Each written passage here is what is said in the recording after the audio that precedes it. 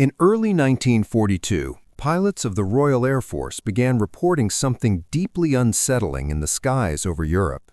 During routine patrols and dogfights over France and the English Channel, they kept encountering a new German fighter aircraft that seemed almost impossible to match.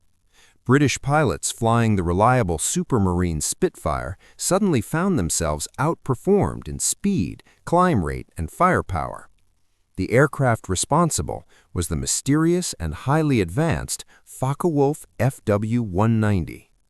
The fighter had only recently entered service with the Luftwaffe, and its appearance shocked Allied intelligence. Designed by the German engineer Kurt Tank, the Fw-190 represented a major leap forward in fighter aircraft technology. Unlike many fighters of the time that relied on liquid-cooled inline engines, this aircraft used a powerful radial engine that was both rugged and capable of delivering impressive performance at low and medium altitudes. In combat, that advantage made a huge difference. British pilots began describing encounters where the German fighter could climb faster, accelerate more quickly, and dive away before a Spitfire could react. In some engagements, RAF squadrons watched helplessly as the new German aircraft appeared, attacked with devastating speed, and disappeared before effective counteraction was possible. It was clear that something had changed in the balance of air power over Western Europe. At the time, the skies above the English Channel were one of the most dangerous battlegrounds of World War II. Although the major air battles of the Battle of Britain had taken place in 1940, the air war never truly ended. By 1942, both sides were constantly probing each other's defenses. The RAF launched fighter sweeps and bomber escorts over occupied France, while German pilots from the Luftwaffe attempted to intercept and destroy them. These daily missions often turned into violent dogfights high above the sea. Pilots had only seconds to react as enemy aircraft suddenly appeared from clouds or out of the glare of the sun. In that chaotic environment, even small technological advantages could determine who survived and who did not. The introduction of the Fw-190 gave German pilots exactly that advantage. The aircraft was armed with heavy cannons and machine guns, allowing it to tear through enemy fighters and bombers with frightening efficiency. Its wide landing gear made it stable on rough airfields, while its rugged design meant it could absorb damage and still bring its pilot home. But perhaps the most worrying thing for the Allies was how little they knew about it. British intelligence had only limited information about the new fighter.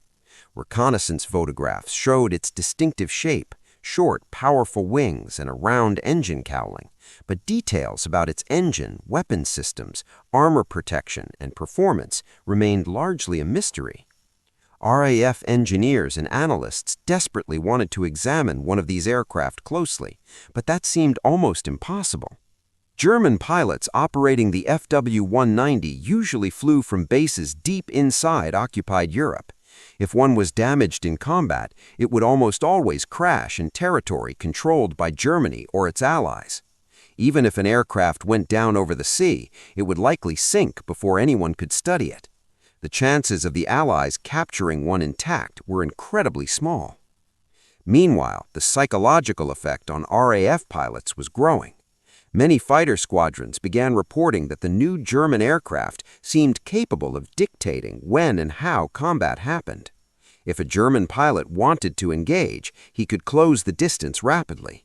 If he wanted to escape, he could dive away with superior speed.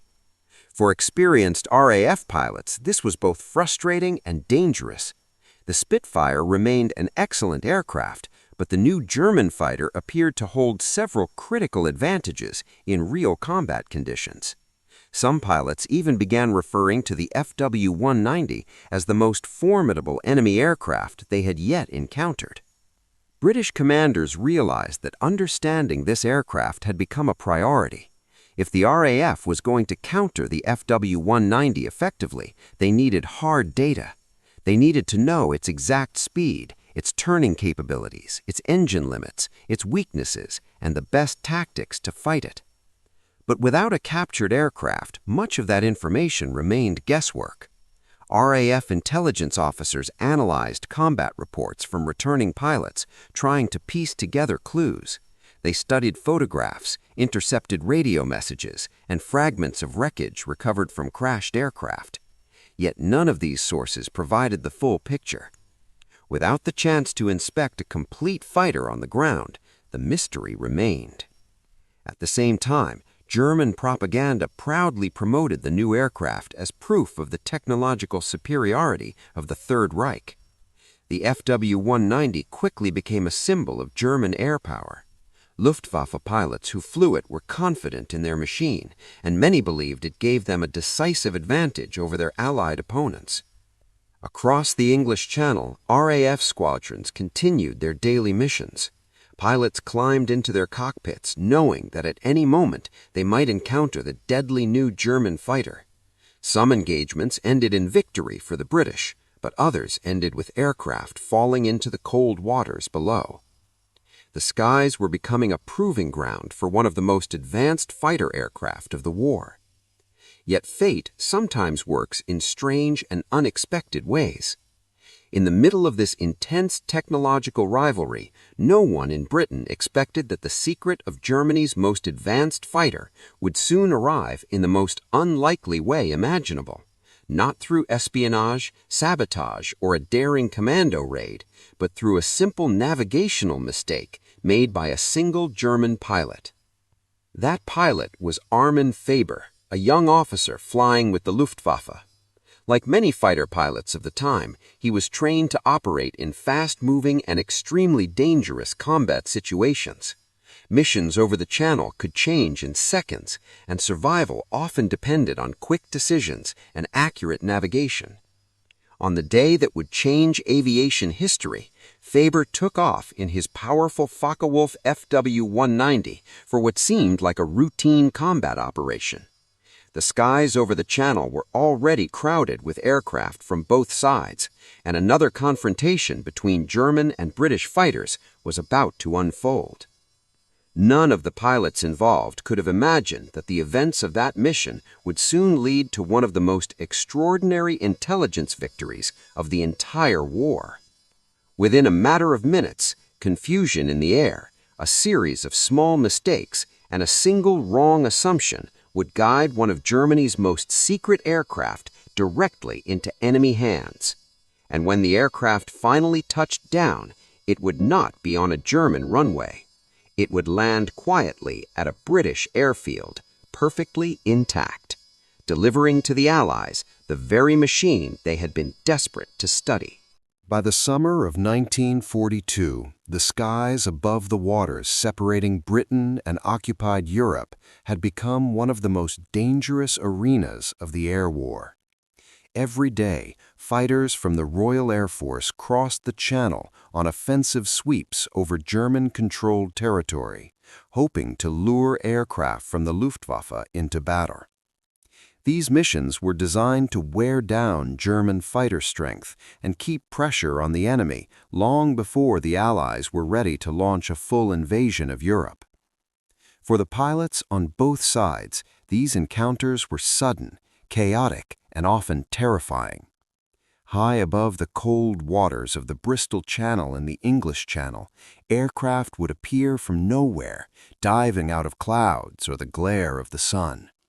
Within seconds, the quiet sky could explode into a twisting dogfight of machine gun fire, violent turns, and desperate attempts to outmaneuver the enemy. On June 23, 1942, one of those routine missions was about to unfold. Among the German pilots preparing for combat that day was Armin Faber, a fighter pilot flying the powerful Focke Wulf Fw-190. Faber belonged to a Luftwaffe fighter unit tasked with intercepting Allied aircraft operating near the French coast. Like many German pilots at the time, he trusted the capabilities of his aircraft. The Fw-190 had already gained a reputation as one of the most formidable fighters in the skies. Its radial engine roared with power as it climbed toward combat altitude. Compared to many fighters of the era, the aircraft accelerated quickly and could dive with incredible speed. Its heavy cannons made it deadly in a single firing pass. For pilots like Faber, the aircraft was both weapon and shield. That afternoon, RAF aircraft appeared over the region, and German fighters were scrambled to intercept them. Among the British aircraft were pilots flying the agile Supermarine Spitfire, one of the RAF's most iconic fighters. The Spitfire had proven itself many times during the earlier battles of the war, but by 1942 it faced a serious challenge from the new German fighter. As the two groups of aircraft closed the distance, the calm sky quickly transformed into chaos. Dogfights rarely followed a simple pattern. Pilots had to keep track of multiple aircraft at once, friends and enemies twisting through the sky at speeds exceeding 300 miles per hour. A moment of distraction could place a pilot directly in the sights of an enemy fighter. The engagement that day quickly turned into a swirling aerial battle. Spitfires and FW-190s dived, climbed, and rolled through the clouds in a deadly dance. Tracer rounds flashed through the air as pilots tried to line up firing positions. Engines roared as aircraft pushed to their limits, climbing and diving to gain advantage. During the fight, several aircraft were damaged, and the formation of German fighters began to scatter. This was not unusual. In the confusion of aerial combat, squadrons could easily break apart as individual pilots chased targets or attempted to escape from enemies on their tails. For Armin Faber, the situation became increasingly confusing. At some point during the engagement, he lost visual contact with the rest of his unit. That alone was dangerous, but what made the situation worse was the geography of the battlefield. The Channel region could easily disorient pilots, especially when combat forced them to maneuver aggressively. Pilots relied heavily on compasses, landmarks, and brief glimpses of coastline to maintain their sense of direction. But when aircraft were constantly turning, diving, and climbing, it was easy to lose track of where you were. Faber believed he had turned south toward France after the dogfight. In his mind, he was heading back toward friendly territory. But something had already gone wrong. During the battle, his orientation had been completely disrupted. The maneuvers he performed while fighting British aircraft had turned him around in the sky without him realizing it. Instead of flying south toward German bases in occupied France, he had unknowingly pointed his aircraft north. At that moment, the mistake seemed small. After all, the sky below looked the same in every direction: water, clouds, and distant coastline. Yet that single navigational error would soon become one of the most extraordinary accidents of the entire war. As Faber continued flying, he believed he was approaching the coast of France. He began scanning the horizon for familiar landmarks that would guide him back to his base. But the coastline that eventually appeared in the distance was not France at all. It was Britain. Unaware of his mistake, Faber continued his approach. The coastline grew clearer, revealing fields, towns, and airfields scattered across the landscape. From the cockpit of his Focke Wulf Fw-190, everything seemed normal. Pilots often landed at different bases depending on fuel levels, weather, or mission conditions. Nothing immediately suggested that he had flown deep into enemy territory. Back in the air, Faber began preparing to land. After the intense dogfight, returning safely to base would have seemed like a relief. The mission had ended. The battle was over, and it was time to bring the aircraft home. But the airfield he was approaching was not German. It was RAF Pembrey. At that moment, neither the German pilot in the cockpit nor the British personnel on the ground fully understood what was about to happen. Within minutes, a simple navigational mistake would deliver one of Germany's most secret aircraft directly into British hands, an event that intelligence officers had once considered almost impossible. And when the aircraft finally touched the runway, the realization would come far too late for the pilot who had flown it there. The air battle had ended, but for Armin Faber, the confusion of combat had left a dangerous problem behind. In the violent turns and dives of the dogfight, his sense of direction had quietly slipped away. High above the sea, surrounded by clouds and open water, it was surprisingly easy for even an experienced pilot to become disoriented. From the cockpit of his powerful Focke Wulf Fw-190, Faber believed he knew exactly where he was going. After the fight, he had turned what he thought was south, the direction that would take him back toward German-controlled bases in France. With the battle over and no enemy aircraft immediately in sight, his focus shifted to something every pilot cared about: getting home safely. Navigation during wartime flights depended on several factors. Pilots relied on their compasses, on visual landmarks, and on their memory of the mission route. But over water, landmarks were limited.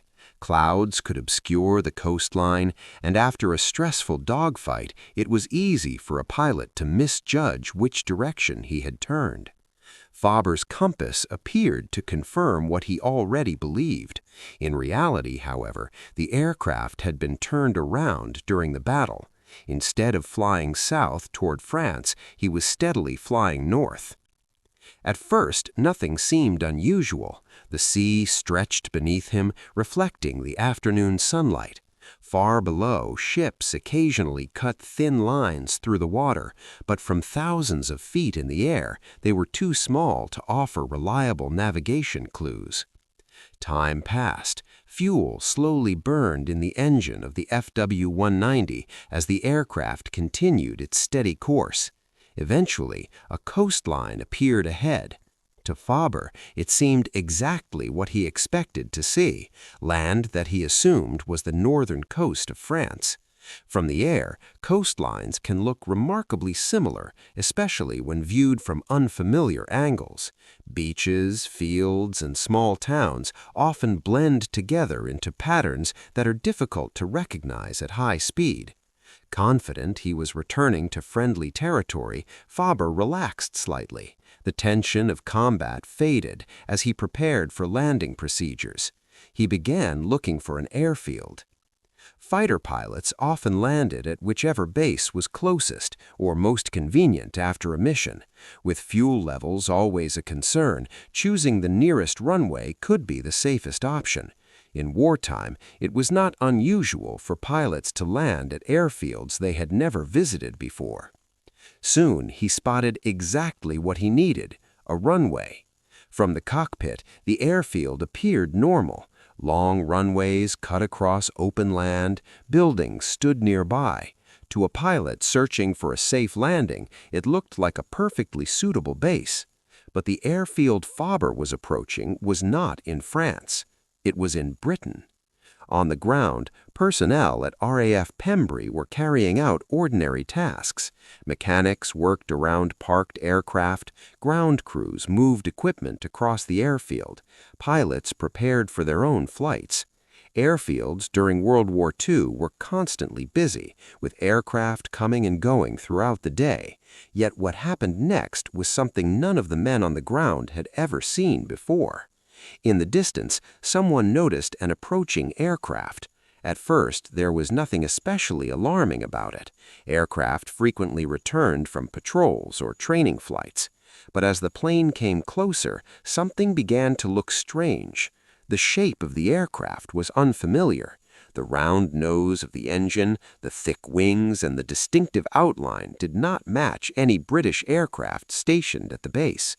Those who looked up began to realize they were watching something unexpected.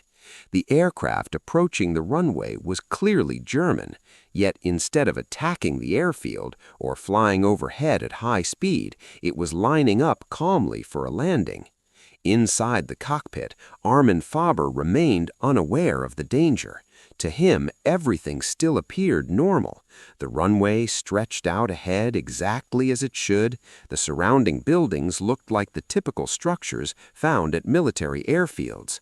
There was no reason, in his mind, to suspect anything unusual. He lowered the landing gear of the Focke Wulf Fw-190 and guided the aircraft toward the runway. The powerful fighter descended smoothly, its engine humming steadily as it approached the ground. For the personnel watching from the airfield, the situation was becoming surreal. A German fighter aircraft, one of the very machines RAF pilots had been struggling to defeat, was calmly landing right in front of them. No one had fired a shot. The aircraft touched the runway and rolled forward, slowing as its wheels gripped the pavement. The engine noise echoed across the airfield as the fighter taxied along the ground. Only after the aircraft had landed did the reality of the situation begin to sink in for the German pilot. As Faber looked around the airfield, small details began to appear wrong. The layout of the buildings was unfamiliar. The vehicles moving across the ground did not look like German military equipment. The personnel running toward the aircraft were not wearing Luftwaffe uniforms. Within seconds, the truth became impossible to ignore. He had not landed in France. He had landed in Britain.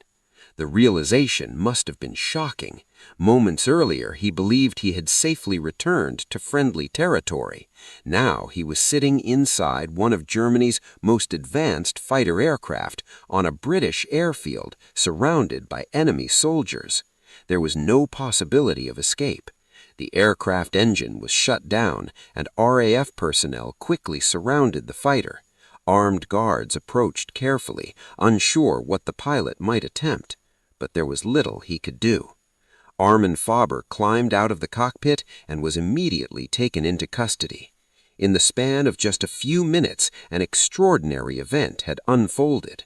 Through a simple navigational mistake, one of the Luftwaffe's most advanced and secret aircraft had been delivered directly into British hands, completely intact.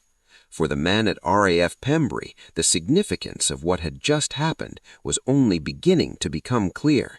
Sitting quietly on the runway was a fully operational Focke Wulf Fw-190, the very aircraft that RAF intelligence had desperately wanted to study.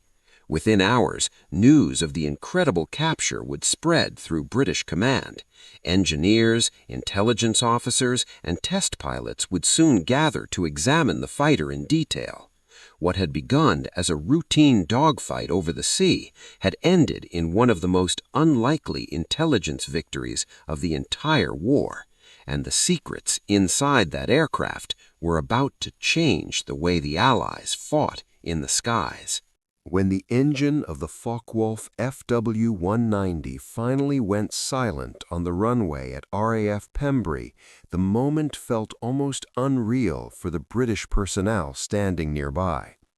Only minutes earlier, they had watched in disbelief as one of Germany's most feared fighter aircraft calmly approached and landed at their own base. For the soldiers and airmen on the ground, the situation seemed almost impossible. Throughout the air war, RAF pilots had risked their lives fighting these aircraft. Reports from combat described the Fw-190 as fast, heavily armed, and extremely dangerous. Yet now, one of those same aircraft sat quietly on a British runway, perfectly intact. Guards quickly surrounded the aircraft, while others approached cautiously.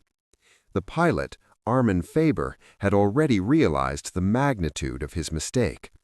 The uniforms around him were unmistakably British. The language he heard being shouted across the airfield was English. There was no confusion left. Within moments, he was taken into custody. The fighter itself immediately became the center of attention. Mechanics, officers, and curious ground crew gathered around the aircraft, studying it from every angle. For months, the Royal Air Force had been desperate to learn more about this mysterious German fighter that had suddenly appeared in the skies of Europe. Now the aircraft they wanted to examine was sitting directly in front of them. At first, the personnel at RAF Pembrey may not have fully understood just how valuable the aircraft was, but experienced officers quickly realized that something extraordinary had just happened. The fighter was not damaged, it had not crash-landed. Every component appeared intact. The Allies had captured a fully operational example of Germany's most advanced fighter. Messages were sent immediately through RAF command channels. Word spread quickly that a German FW-190 had landed intact in Britain.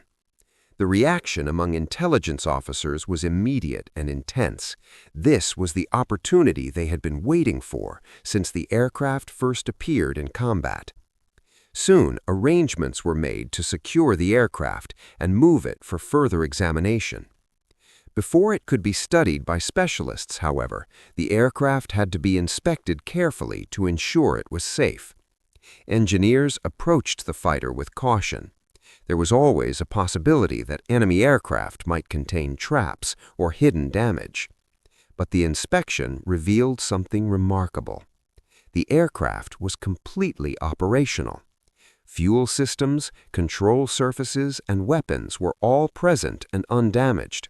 The powerful radial engine that gave the FW-190 its reputation was still in perfect working condition. Even the cockpit instruments remained intact, offering engineers their first close look at the technology used by the Luftwaffe. For British intelligence, the importance of this moment could hardly be overstated. For months, they had been trying to understand why RAF pilots were struggling against this aircraft in combat.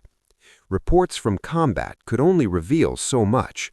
Pilots in combat could not measure precise speeds or carefully observe engineering details while fighting for their lives. Now, for the first time, British engineers could examine every part of the aircraft directly. The captured fighter was soon transported to specialists for deeper analysis. Among those who would examine the aircraft were test pilots and engineers associated with the renowned Royal Aircraft Establishment, one of Britain's leading aviation research centers. When the aircraft arrived, the excitement among engineers was enormous. They began carefully studying every detail of the FW-190's design. The aircraft revealed several important innovations that had helped give German pilots their edge in combat. The radial engine, for example, was not only powerful, but also highly durable. Unlike liquid-cooled engines, it could absorb battle damage without immediately failing. The aircraft's structure also impressed the engineers examining it. Its wide landing gear made ground handling much easier than many fighters of the time, reducing the risk of accidents during takeoff and landing. Inside the cockpit, the layout of controls was efficient and surprisingly advanced. German designers had clearly focused on making the aircraft easier for pilots to operate under combat conditions. Then there was the armament. The FW-190 carried a combination of machine guns and powerful cannons capable of destroying enemy aircraft in seconds. Its firepower made it particularly dangerous when attacking bombers or fighters at close range. But perhaps the most important discovery involved performance. With the aircraft now in British hands, test pilots could finally fly it themselves. One of the pilots who would later evaluate captured enemy machines was Eric Brown, one of the most experienced test pilots of the war. Pilots like Brown were tasked with flying enemy machines to understand exactly how they behaved in the air. When British pilots flew the captured FW-190, they confirmed what RAF combat reports had already suggested. The aircraft was extremely capable. At low and medium altitudes, it could outperform many versions of the Supermarine Spitfire that were currently in service. Its acceleration was excellent, and its roll rate, how quickly it could change direction during a maneuver, was particularly impressive. But the tests also revealed something equally valuable. Every aircraft has weaknesses. By studying the FW-190 carefully, engineers discovered areas where the aircraft did not perform as well as expected. For example, certain Spitfire models could still outturn the German fighter in tight maneuvers. Other tactical advantages could also be identified once pilots understood exactly how the aircraft behaved. This knowledge was incredibly important for RAF squadrons. Instead of guessing how to fight the FW-190, British pilots could now develop specific tactics designed to exploit its weaknesses. Training programs began incorporating the new information. Pilots were briefed on how to engage the aircraft more effectively and how to avoid the situations where it had the greatest advantage. At the same time, British aircraft designers used the information to guide improvements in their own fighters. Understanding the strengths of the FW-190 helped engineers refine later versions of the Spitfire and other Allied aircraft. The intelligence gathered from that single captured fighter contributed directly to improving the performance of British aircraft in future battles. All of this had become possible because of one extraordinary mistake. A single German pilot, disoriented after combat, unknowingly delivered one of the most valuable intelligence prizes of the war. Back at RAF Pembrey, the airfield where the aircraft first landed, the event quickly became legendary. The idea that a German fighter pilot had calmly landed on a British base, believing it was his own, seemed almost unbelievable. Yet the aircraft sitting in British hands proved that it truly happened. For the Allies, the capture of the intact Focke Wulf FW-190 represented one of the most unexpected intelligence victories of the entire air war. The capture of the Focke Wulf Fw-190 at RAF Pembrey did more than provide British engineers with a technical puzzle to solve. It became a decisive turning point in the air war over Europe. For the first time, RAF intelligence had full access to a German fighter that had been dominating Allied skies for months, giving them an unprecedented opportunity to study its strengths, weaknesses, and secrets. Test pilots and engineers wasted no time. The aircraft was transported to secret facilities where it could be examined and flown in controlled conditions. Specialists ran extensive tests on the engine, airframe, and weapons systems. They measured the aircraft's acceleration, top speed, and maneuverability, comparing these numbers to the Spitfires and Hurricanes that made up Britain's frontline squadrons. Every detail of the cockpit, every instrument, and every control surface was scrutinized. Engineers carefully noted the innovative design elements that had given the Luftwaffe pilots such an advantage in combat. The results were astonishing. While the FW-190 was indeed formidable, it had vulnerabilities that could be exploited. British pilots discovered that, although the aircraft excelled at low and medium altitude, speed, and roll rate, it had a lower turning radius than some Spitfire models. Its powerful armament came at a cost. Heavier weight reduced its performance in tight maneuvers. RAF instructors began developing combat tactics that emphasized these weaknesses, teaching pilots how to engage the FW-190 effectively, avoid its initial burst attacks, and exploit its blind spots. The knowledge gained from the captured fighter began to influence combat almost immediately. Briefings were held for fighter squadrons, showing diagrams of weak points and ideal engagement strategies. Pilots were trained to anticipate the FW-190's maneuvers, giving them the confidence to meet the aircraft head-on rather than avoid it. Where previously Allied pilots had feared the appearance of the German fighter, they now approached engagements with intelligence that could turn the tide. Beyond tactics, the aircraft influenced the design of Allied planes. British engineers studied the FW-190's structure, engine, and armament, using the information to guide improvements in future fighter production. The insights gained helped optimize aircraft for both offensive and defensive performance, gradually narrowing the technological gap that had given the Germans an edge. Innovations in engine reliability, control responsiveness, and cockpit layout were applied to new Spitfire models and other aircraft entering service. In effect, a single navigational error had accelerated Allied technological development by months, perhaps even years. The psychological impact on both sides was profound. RAF pilots now knew that the once feared FW-190 could be understood and defeated, boosting morale and reducing the intimidation factor that had plagued them in earlier encounters. Conversely, the Luftwaffe remained unaware that one of their most advanced aircraft had been examined in detail, leaving them vulnerable to countermeasures they could not anticipate. Meanwhile, Armin Faber remained in British custody. The Luftwaffe was left scrambling to understand what had happened to one of their pilots and one of their most prized fighters. For the Allies, however, the immediate concern was not punishment or interrogation alone, but maximizing the intelligence opportunity. Every component, every panel, every operational characteristic became a source of knowledge. Photographs were taken, instruments were measured, and test flights logged the precise performance envelope of the aircraft. Within weeks, the intelligence gained from this single accident was disseminated throughout the RAF and its strategic command. Pilots in frontline squadrons were briefed, instructors trained new pilots in the most effective countermeasures, and plans were updated for air operations over occupied Europe. The balance of air combat shifted subtly but significantly. Encounters that might have ended in disaster for Allied pilots now could be approached with tactical advantage. Lives were saved, missions succeeded, and the pace of the air war began to favor the Allies.